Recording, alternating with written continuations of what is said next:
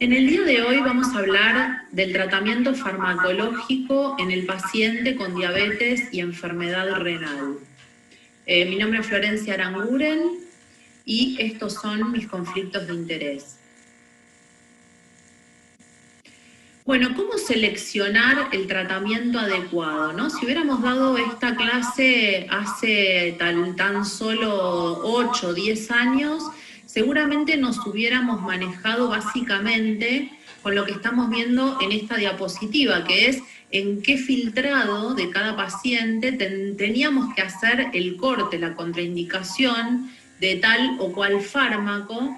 Y hoy sabemos que la elección del tratamiento es un poquito más compleja que esta, pero no podemos dejar de ver que esto también es parte del problema, ¿no? Recordar que a partir, por ejemplo, de 45 de filtrado debemos ajustar la metformina a 1 gramo como máximo, que en el paciente que tiene un filtrado menor de 30 debemos contraindicarla, que hay algunas sulfonilureas que podemos usar en un filtrado más bajo, sobre todo las de vida media bien corta, como la gliclazida, aquellas que tengan una menor chance de generar hipoglucemias, como es el caso de la gliclazida.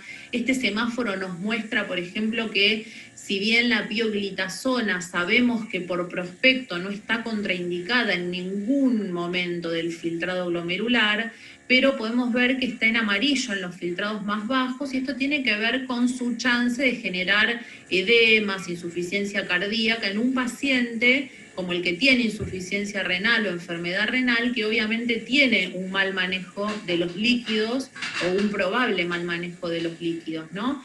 Sabemos hoy que los agonistas del receptor de GLP-1 que tenemos disponibles actualmente en la Argentina, hasta 15, hoy tenemos aval para su uso, que no hay ningún inhibidor de BP4 que esté contraindicado en ninguna de las etapas de filtrado glomerular, así como la insulina, y que por ahora tenemos aval para utilizar SGLT2 hasta un filtrado de 30. O sea, esto a modo de resumen para que tengamos presente entonces cuáles son los fármacos que debemos cortar en cada uno de los momentos en los cuales va atravesando el paciente desde el punto de vista del filtrado. O sea, que este es un primer aspecto, ¿no? Recordar entonces dosis máxima de 1 gramo ya en este filtrado, pensar en opciones con vida media corta si tenemos que usar sulfonilureas, y en el caso de los DPP4 tal vez otro consejo importante es tener cuidado con la saxagliptina, sobre todo en los filtrados más bajos donde más chance hay todavía de insuficiencia cardíaca, sabiendo que este fármaco puntualmente es el único de su grupo que ha demostrado un aumento en la tasa de insuficiencia cardíaca. Ahora, ¿cuál es la meta en realidad hoy, no? Porque decíamos, bueno, esto es un aspecto muy pequeño hoy de lo que podemos conversar, pero bueno, parte seguramente de nuestra meta en el tratamiento del paciente con diabetes y que ya tiene un compromiso renal es evitar la hiperglucemia, pero también gran parte de nuestro tratamiento tiene que estar enfocado en evitar las hipoglucemias y más que nada en enlentecer la progresión de la enfermedad. O sea, en esto es donde más hincapié vamos a hacer porque es probablemente lo que más ha cambiado en los últimos años. Sabemos que el control intensificado de la glucemia y de la tensión arterial, nos los han dicho un montón de estudios, el UKPDS, el DSCT, también el ADVANCE, nos ha mostrado cómo el buen control de la glucemia, de la tensión arterial, en este caso a través de gliclazida, de perindopril y dapamida, disminuye la mortalidad, disminuye la albuminuria, disminuye la micro y la macro y disminuye la aparición de nueva nefropatía o empeoramiento. Y fijémonos que en mortalidad cardiovascular esto sobre todo ocurre de una forma muy significativa en el paciente que tenemos ambas cosas tratadas, ¿no? Como acá en este caso la presión arterial cumple un rol muy importante. Pero en aparición o evolución de la nefropatía, como vemos acá, no es solamente una P significativa en el subgrupo en el que están las dos cosas bajo tratamiento o en el grupo específicamente en donde tratamos la presión arterial, sino que en ambos grupos tenemos un descenso tanto cuando mejoramos la presión arterial como cuando mejoramos la glucemia. Y acá podemos, para repasar, recordar que el grupo intensificado tenía una hemoglobina glicosilada de 6,5 y el grupo control de 7,3, o sea que el paciente que tenemos con un control prácticamente adecuado, con 7 y pico y poquitito, también tenemos que recordar que si hacemos un control más exhaustivo de la glucemia y de la presión arterial, vamos a bajar el riesgo de que esta enfermedad renal progrese. Pero ojo, porque en la elección del fármaco tenemos que tener en cuenta que a medida que va cayendo el filtrado glomerular del paciente, aumenta mucho la tasa de hipoglucemias y aumenta mucho la tasa de hipoglucemia severa. Fíjense que este estudio que se realizó en Taiwán, 46.000 pacientes de una base de datos, en los pacientes que estaban en transición hacia la diálisis, y estamos viendo acá el aumento justamente en la tasa de hipoglucemias severas, o sea, no hipoglucemias leves, sino hipoglucemias severas. Fíjense cómo a medida que el paciente se va acercando al año previo al inicio de la diálisis, su chance de tener hipoglucemias severas se duplica, y esto, cuando se hizo un análisis multivariado, vimos que la hipoglucemia severa estaba relacionada con un aumento significativo en la mortalidad en esta transición a la diálisis. O sea que, obviamente, venimos escuchando cómo la hipoglucemia aumenta el riesgo de mortalidad y el riesgo de mortalidad cardiovascular, y más en un paciente que tenga enfermedad renal, en el cual obviamente que la tasa de mortalidad cardiovascular es más alta y la tasa de hipoglucemias también es más alta. Y cuando hablamos de enlentezar la progresión, podemos mirar algunos algoritmos, podemos mirar, por ejemplo, el de la Sociedad Americana de Diabetes de este año y ver que ya nos dice, ¿no? la ADA, consideremos independientemente de la hemoglobina glicosilada basal o del objetivo personalizado de hemoglobina glicosilada o del uso de metformina incluso en pacientes de alto riesgo o en pacientes con elevado riesgo de insuficiencia cardíaca, o acá en nuestro caso particular del que estamos hablando, el paciente con enfermedad renal crónica, sobre todo en aquel que tenga albuminuria, considerar sí o sí el agregado de un SGLT2 que haya tenido evidencia en reducción de la progresión de la enfermedad renal, ¿no? Y como tenemos que tener esto en la cabeza, nos lo dice la ADA, nos lo dice también las normas de riñón, o sea, cuando miramos las normas CADIGO, ¿no? Que son las normas que se publicaron el año pasado, en el año 2020, sobre enfermedad renal específicamente, ¿qué nos dicen? ¿Cómo podemos enlentecer la progresión en nuestros pacientes? Bueno, en todos los pacientes esto sin duda es súper importante, el control glucémico, el control de la presión arterial, el manejo de los lípidos, o sea, que este paciente esté con estatinas, que este paciente realice ejercicio. El sedentarismo está demostrado que empeora la progresión de la enfermedad. También el manejo nutricional, una dieta adecuada en proteínas, que deje de fumar. Pero después la mayoría de nuestros pacientes, cuando ya tienen algún indicio de enfermedad renal, deben recibir bloqueo del sistema renina-angiotensina, sobre todo aquellos que tengan albuminuria o hipertensión. Y lo que discutiremos a continuación es a quiénes, en qué pacientes hoy tenemos evidencia de indicar un inhibidor SGLT2. Y la antiagregación en algunos casos se hace fundamental, sobre todo en el paciente con patología cardiovascular establecida o que sea de alto riesgo. Y tener en la cabeza que siempre que estemos dando una medida protectora del corazón, también estamos dando una medida protectora del riñón, ¿no? O sea, esto es un círculo, digamos, que tenemos que tener en la cabeza. El síndrome cardiorrenal famoso, o sea, el riñón solo jamás se perjudica solo, siempre arrastra consigo al corazón y viceversa. Entonces, ¿qué dicen estas normas CADIGO en 2020? Actividad física, manejo nutricional, pérdida de peso si hace falta, si el paciente está con sobrepeso, y después todo paciente con enfermedad renal crónica, que recordemos que lo podemos definir por la clasificación albuminuria o caída del filtrado, cualquiera de estas dos cosas es indicación de que el paciente esté con metformina más un SGLT2, ¿sí? Metformina, como ya dijimos, en 45 reducir la dosis, menos de 30 discontinuar, y por ahora los SGLT2 discontinuar en 30. Y si tengo que agregarle al paciente una segunda, tercera droga en realidad, porque sigue con un mal manejo de la glucemia, preferentemente elegir un agonista del receptor de GLP-1, porque también tenemos hoy evidencia demostrada. ¿Y por qué esto dice la guía, no? Tanto las CADIGO como lo dice también la guía americana de diabetes. ¿Por qué dice independientemente del valor de hemoglobina glicosilada?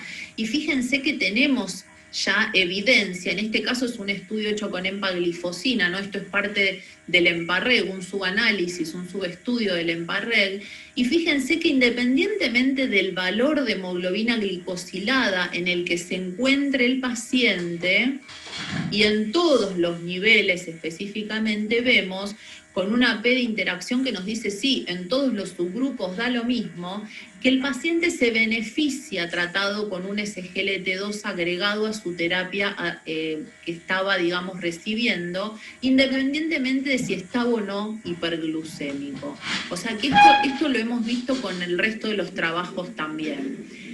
¿Y por qué las normas CADIGO valoran a la metformina como parte del tratamiento de base en la enfermedad renal crónica? Y fíjense que tenemos evidencia in vitro que nos ha mostrado que la metformina aumenta la liberación de agonistas del receptor de GLP-1 a través de la MP quinasa, que disminuye el estrés oxidativo y la inflamación, que la metformina también tiene un impacto positivo en la autofagia y en la apoptosis, que también la metformina aumenta la excreción de sodio, disminuye la acumulación de lípidos porque aumenta la oxidación de ácidos grasos, que disminuye la fibrosis específicamente a nivel del riñón y la injuria tubular.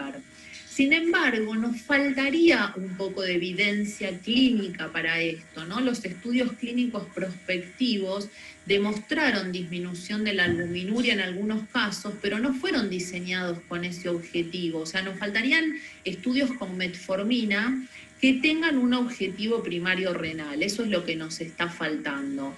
Pero en estudios retrospectivos observacionales sí se ha podido demostrar en el subgrupo específico de pacientes con menos de 45 incluso, una menor mortalidad de toda causa, menor mortalidad cardiovascular y una menor progresión a enfermedad renal avanzada. Bueno, ¿y qué pasa con los inhibidores de PP4? Con los inhibidores de PP4 también la evidencia es controvertida desde el punto de vista de la progresión renal, ¿no? Porque tenemos estudios in vitro que han demostrado que pueden reducir la albuminuria, pero esto no fue confirmado en todos los estudios y para todos los inhibidores de PP4. Sin duda una ventaja importante es que son seguros en cualquier nivel de filtrado. Recordemos que la lina y la teneligliptina no requieren ajuste de la dosis, el resto sí, pero pueden utilizarse y hay evidencia incluso en diálisis con estos agentes. También otra cosa positiva es que controlan la glucemia sin generar hipoglucemias y con muy baja tasa de efectos adversos. Y en el caso del estudio Carmelina, realizado con linagliptina, también se pudo demostrar una menor progresión de la albuminuria. O sea que tenemos cosas positivas con este grupo de drogas, ¿sí? Sin embargo, tendríamos que hoy hacer como un mayor hincapié, como dicen las guías, en estos dos grupos de drogas que ya tienen mucha evidencia a favor, que son los SGLT2 y los agonistas del receptor de GLP-1, justamente en haber demostrado una menor progresión renal. Primero, hagamos un repaso sobre cómo es la hemodinamia renal durante la hiperglucemia. O sea, el paciente que está hiperglucémico, recordemos, llega la glucosa al glomérulo, se filtra el 100% de la glucosa y es reabsorbida en el túbulo proximal, y con este cotransporte sodio-glucosa que está aumentado en el paciente con diabetes porque justamente está trabajando metiendo toda la glucosa que llega al túbulo proximal. Cuando entra, se lleva sodio consigo y esto hace que llegue una menor cantidad de sodio a esta parte de la nefrona, que es la mácula densa, en donde hay una conversación entre esta zona, ¿no?, que involucra a la arteriola aferente, y esta menor llegada de sodio justamente conduce a una vasodilatación de esta arteriola, y esto es lo que ocurre en un paciente que está hiperglucémico. El aumento en la vasodilatación aumenta la presión glomerular y luego esta hipertensión glomerular se traduce en hiperfiltrado.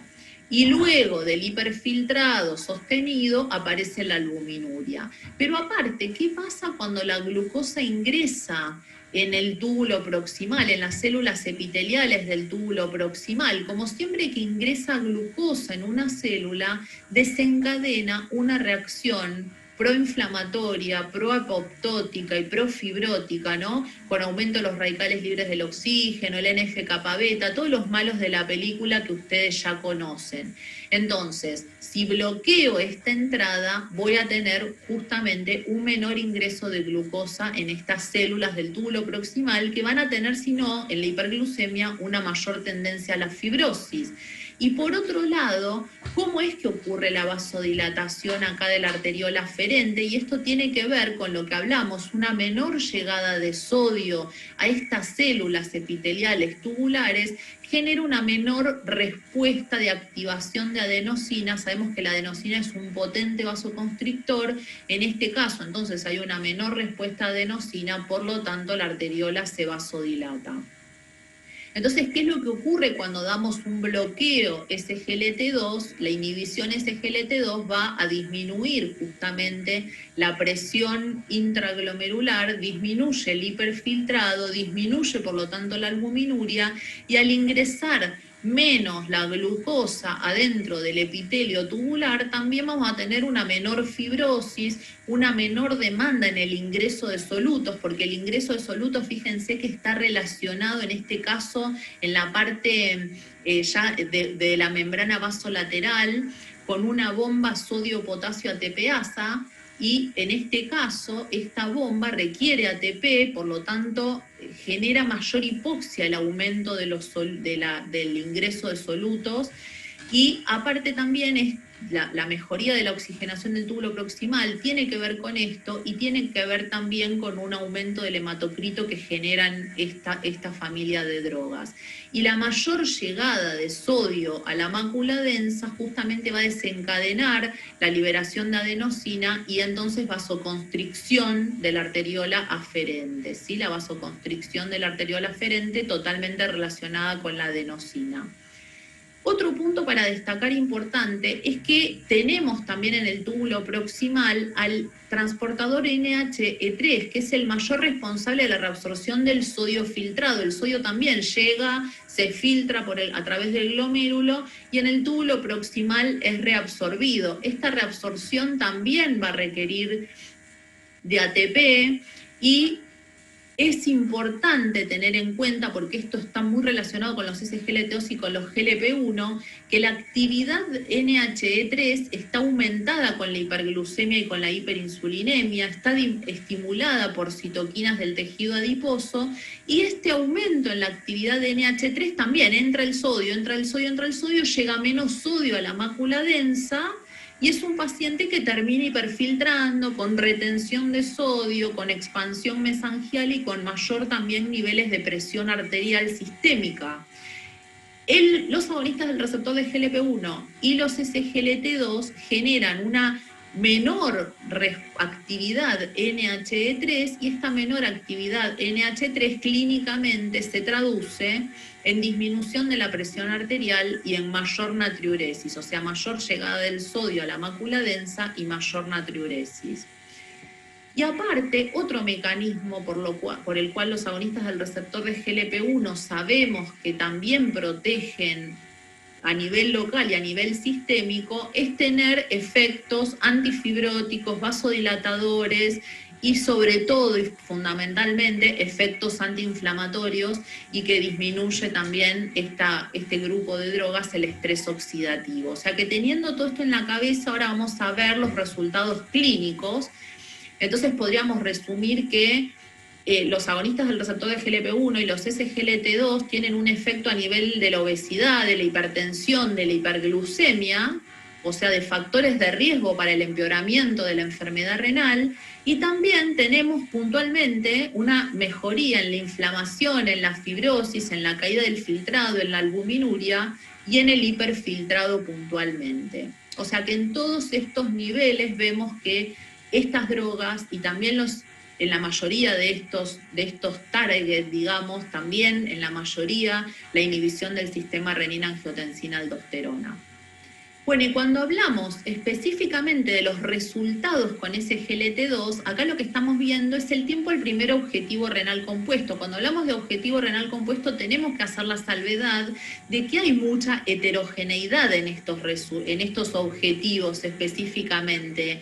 O sea, hay heterogeneidad porque algunos incluyen caída del filtrado del 40%, otros incluyen caída del filtrado del 50%, otros duplicación de creatinina.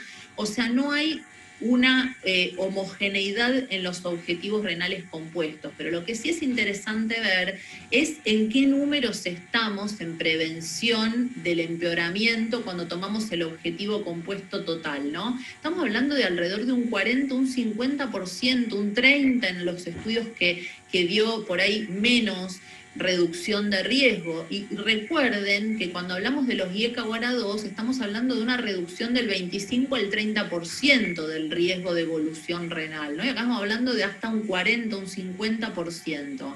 Tenemos dentro de toda esta lista de estudios que fueron realizados algunos en pacientes que tenían solo factores de riesgo, como es el caso del DECLER, que hay un montón de pacientes incluidos que tenían solo factores de riesgo sin evento previo y con un riñón sano, entre comillas, un riñón que seguramente estaba hiperfiltrando, pero que tenían en la mayoría de estos estudios un riñón que no tenía albuminuria de base o un filtrado menor de 60 en la mayoría de los pacientes incluidos. Cuando hablamos puntualmente del del EMPA-REG, del CANVAS o del DECLER, son pacientes con un riñón bastante sano, en el VERTIS también. Después tenemos otros dos estudios que son el CRIDENCE y el DAPA-CKD, que han incluido pacientes con enfermedad renal establecida de base. En el CRIDENCE y en el DAPA-CKD, los pacientes con albuminuria de base y con un filtrado menor de 60, la mayoría de ellos. O sea que tenemos realmente una inclusión de pacientes de todo tipo. Acá estamos viendo justamente el compuesto renal en los estudios de riñón sano, entre comillas, repito, un riñón seguramente hiperfiltrando, y fíjense que estamos alrededor de un 40% de reducción en lo que podríamos decir prevención de la enfermedad renal, en estudios que los pacientes o tenían evento previo, como es el VERTIS o como es el EMPA-REG, o tenían algún nivel, digamos, de factores de riesgo, ¿sí? Y cuando vemos, digamos, a qué nos estamos refiriendo en este compuesto, ¿qué estamos viendo? ¿Estamos viendo que al paciente le disminuye la albuminuria o estamos viendo que al paciente le disminuye la caída del filtrado, que sería un objetivo, un endpoint más duro desde el punto de vista renal? Y vamos a ver que las dos cosas. Y fíjense que tenemos pacientes que arrancaron con normoalbuminuria en estos 3 estudios y tuvieron una menor progresión a la micro y a la macro.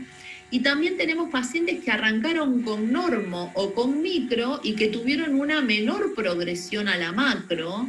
Y también un dato muy importante, que es que pacientes que arrancaron con micro o macro volvieron al estadio anterior, o sea, lo que llamamos regresión, ¿no? O sea, volver a la normo o a la microalbuminuria, y fíjense en qué porcentajes, o sea, en un 50%, por ejemplo, en el estudio de Claire, que eran solo pacientes que vemos todos los días en el consultorio, que solo tienen factores de riesgo cardiovascular, que no tienen evento previo a la mayoría de los pacientes incluidos y que tenían un riñón sano. O sea que estamos hablando de prevención en este caso. Y cuando analizamos caída del filtrado, en este caso estamos viendo del EMPA-REG, pero en todos vemos curvas similares. Fíjense que también, o sea, tenemos la típica caída inicial del filtrado, que sabemos que alrededor de las 4 semanas de inicio de tratamiento el paciente ya empieza a recuperar, y esta caída inicial que vemos acá tiene que ver, esta caída inicial del filtrado tiene que ver con la disminución del hiperfiltrado, o sea, era un riñón que estaba trabajando de más, como ya dijimos, que estaba hiperfiltrando en las nefronas remanentes. Entonces acá lo que hacemos es justamente, al cerrar la arteriola aferente, disminuye la hipertensión glomerular y el hiperfiltrado. Y vemos que después, puntualmente lo que es caída del filtrado, enseguida el paciente empieza a recuperar y las curvas se cruzan en todos los pacientes, no solamente en los que estaban con un filtrado más bajo, sino que incluso en los filtrados más altos, y lo que estamos viendo acá al costadito es la reducción en albuminuria para cada uno de los diferentes subgrupos de pacientes, los que partieron con normoalbuminuria, con micro o con macro. Estos son los resultados del estudio Credence, que como dijimos tenía el estudio Credence de particular un objetivo primario renal importante. Tenemos estudios con objetivo primario renal. Un 50% de los pacientes incluidos tenían un filtrado menor de 50, y fíjense el objetivo compuesto primario, que era enfermedad renal terminal, duplicación de creatinina, muerte renal o cardiovascular, reducción del 30%, muy significativo. También para los objetivos secundarios, incluido MACE e incluido insuficiencia cardíaca congestiva. ¿Y qué nos aportó distinto el estudio DAPA-CKD? DAPA-CKD también fue un estudio en donde los pacientes de base tenían un filtrado entre 25 y 75 y una albuminuria mayor a 200, o sea, pacientes con enfermedad renal establecida, y también vemos una reducción del riesgo del 39% en la progresión de enfermedad renal, con un número necesario para tratar muy lindo, 19, pero ¿qué nos aportó? Que no solamente se incluyeron pacientes con diabetes de base, sino también sin diabetes de base, y vemos una reducción del 50% en el subgrupo de pacientes sin diabetes de base. Y no solo esto, sino que los pacientes con enfermedad renal, hemos también podido observar, por ejemplo, en el estudio EMPA-REG, pacientes con enfermedad renal, un subgrupo entonces del EMPA-REG que tenían un filtrado menor de 60 y o que tenían macroalbuminuria de base, reducción en el riesgo de muerte cardiovascular del 29%. O sea que sin duda se han hecho este grupo de drogas un lugar en las guías, porque hay evidencia muy importante a favor. Y cuando hablamos de los agonistas del receptor de GLP-1, tenemos ahí también mucha diversidad en cuanto a este grupo farmacológico, diferentes tipos de fármacos que son de diferente vida media, algunos diarios, algunos semanales, y eso tiene ciertas implicancias. Y los estudios también, la población que incluyeron es distinta y la duración de los estudios es distinta. Por ejemplo, en el caso del LEADER y el SUSTAIN son estudios de 2 años aproximadamente, y el REWIND es un estudio de 5 años, ¿sí? Pero bueno, podemos generalizar entonces y ver qué nos dieron los compuestos renales, que incluyen todas esas cosas que vemos abajo, y vemos una reducción, dependiendo del estudio, de entre un 15 y un 30% del compuesto renal. Ahora, es importante analizar a expensas de qué. O sea, este compuesto renal, como les decía antes, tenía incluida a la macroalbuminuria, y fíjense que cuando en el compuesto renal tenemos incluida la macroalbuminuria, esto es un metaanálisis de todos los estudios, tenemos una reducción de riesgo importante, casi el 20%. Ahora, ¿qué pasa en los estudios de agonistas del receptor de GLP-1 cuando sacamos a la macroalbuminuria del compuesto renal y solo estamos viendo si disminuyen la caída del filtrado? Entonces ahí tenemos que analizar que fue solamente el REWIND con dulaglutide el que nos mostró una reducción significativa del 30% en el endpoint, empeoramiento de la función renal, pero tenemos que tener en cuenta, como dije antes, que es un estudio más largo, que no podemos asegurar que tiene que ver con que esta droga sí y las otras drogas no, porque desde el punto de vista teórico todas tienen cosas muy positivas, y de hecho tienen incluso en el LEADER y en el SUSTAIN subanálisis, en donde se vio una menor pendiente de caída de la caída del filtrado, ¿no? Pero tal vez sean drogas que necesiten un poquitito más de tiempo, de duración del tratamiento, para mostrar este endpoint que es más duro, empeoramiento en la función renal. Este fue un estudio de la UAR7 que incluyó 500 pacientes que estaban en estadio 3 y 4 de enfermedad renal, en donde se comparó dulaglutida contra glargina en pacientes que tenían una glicosilada entre 7,5 y 10,5, y también interesante en este caso la caída de pendientes diferente, mayor en los pacientes insulinizados que en los pacientes con un agonista del receptor de GLP-1, independientemente de si el paciente tenía o no albuminuria mayor de 300 de base. O sea, tanto en los pacientes con albuminuria como en los pacientes sin albuminuria, hubo una ventaja en términos de caída del filtrado en estos pacientes que tenían enfermedad renal de base, ¿sí? Y que teníamos incluso pacientes hasta 15 de filtrado incluidos. Y acá las malas noticias. A pesar de toda esta evidencia tan fuerte que tenemos, en el año 2019 se hizo un análisis de una base de datos muy grande que se llama CureSick-ID, que es de la UCLA, de Estados Unidos, en donde tienen incluidos 700.000 pacientes que tienen enfermedad renal crónica y diabetes. Y fíjense la tasa de prescripción de medicamentos que ya sabemos que tienen un impacto en prevención de la enfermedad renal, ¿sí? Si bien los IECA y los ARA2 vienen creciendo, todavía la tasa de prescripción es baja para esta población que sin duda debería estar en su mayoría tratada con IECA, ARA2 y también con SGLT2. 1 de cada 5 adultos con enfermedad renal crónica y diabetes reciben tratamiento con IECA o ARA2 según esta base de datos, aunque las guías son muy claras al respecto. O sea que para cerrar, les quiero dejar como mensaje que hoy tenemos fármacos con evidencia sólida en protección renal, tanto en la disminución de la albuminuria como en la caída del filtrado, que la protección renal ya ha sido evidenciada tanto en prevención, o sea, en el riñón sano de base, como en tratamiento, o sea, en el paciente que ya tiene enfermedad renal establecida, y que la tasa de efectos adversos de estos fármacos es baja, son de fácil manejo, teniendo en cuenta la individualización adecuada del paciente. O sea, si elegimos bien al paciente porque no tiene contraindicaciones para ese fármaco, sin duda se va a beneficiar y vamos a detener la evolución de la enfermedad renal, y cuidar al riñón, sin duda, también es cuidar al corazón. Muchas gracias.